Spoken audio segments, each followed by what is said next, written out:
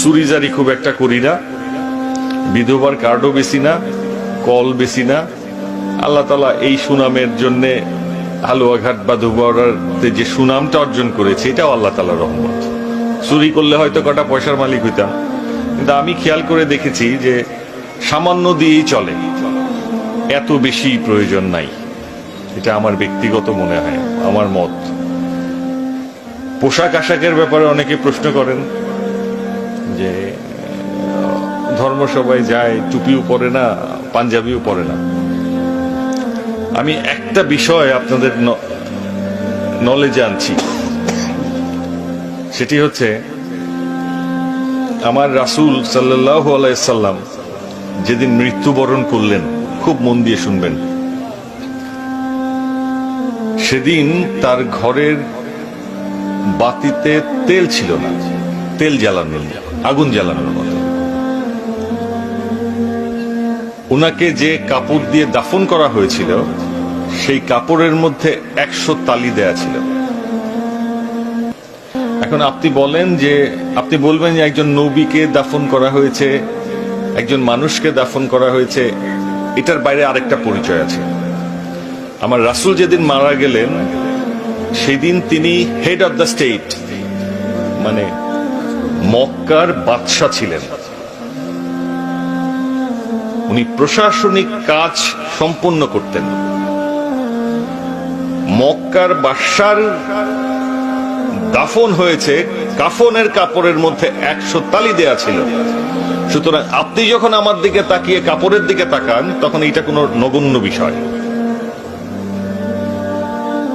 আমার লজ্জা নিবারণের জন্য আমি যে পোশাক পরিধান করি, এটা শুধু লজ্জা নিবারণের জন্য, এটা কোনো মুখ্য বিষয় না আসলে।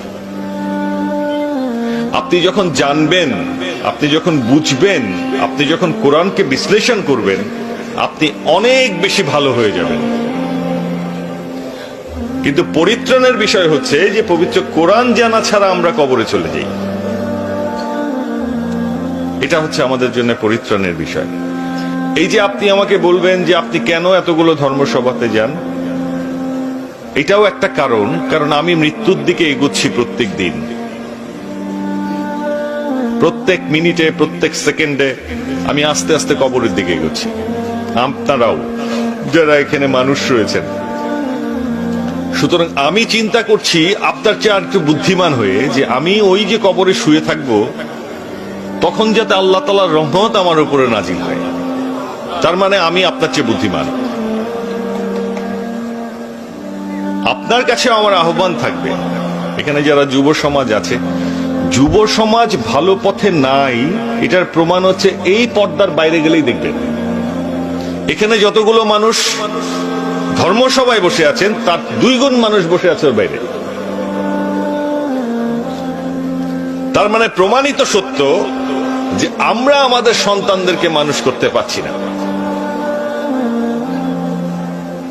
এখানেই প্রমাণ। এই পর্দার পরে শুধু তাকায় দেখেন অবস্থাটা এখানে কি। এই যে আমি ধর্মসভাগুলোতে যাই, আমি দেখছি তো চেহারাটা দেখছি। 5,000 মানুষ এখানে থাকলে 15,000 মানুষ বাইরে থাকে, তারা এখানে ফুর্তি করতে আসে।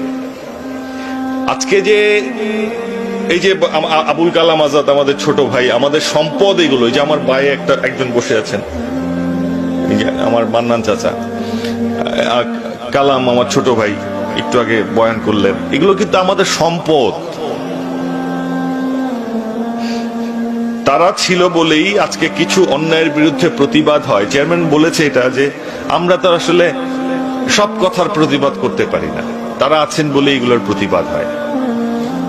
এখন আমি আপনার কাছে বিনয়ের সাথে বলবো যে আমরা যারা রাজনীতির সাথে যুক্ত আছি, সমাজনীতির সাথে যুক্ত আছি, তারা খুব বিব্রতকর অবস্থায় দিন যাপন করি।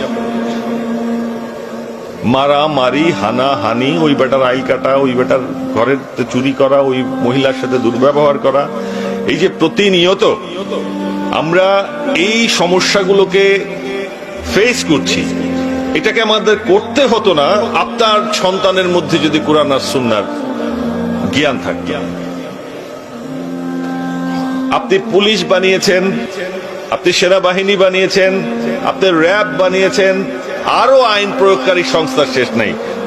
জজ রেজিস্ট্রার বিচারপতি তো রইলই, আপনি অপরাধ বন্ধ করতে পারছেন? আমি একটি কথা সব সময় বলি, সব জায়গায় বলি, মাদ্রাসা পড়ুয়া একটি ছেলেকে আমি অন্যায় করতে দেখি না।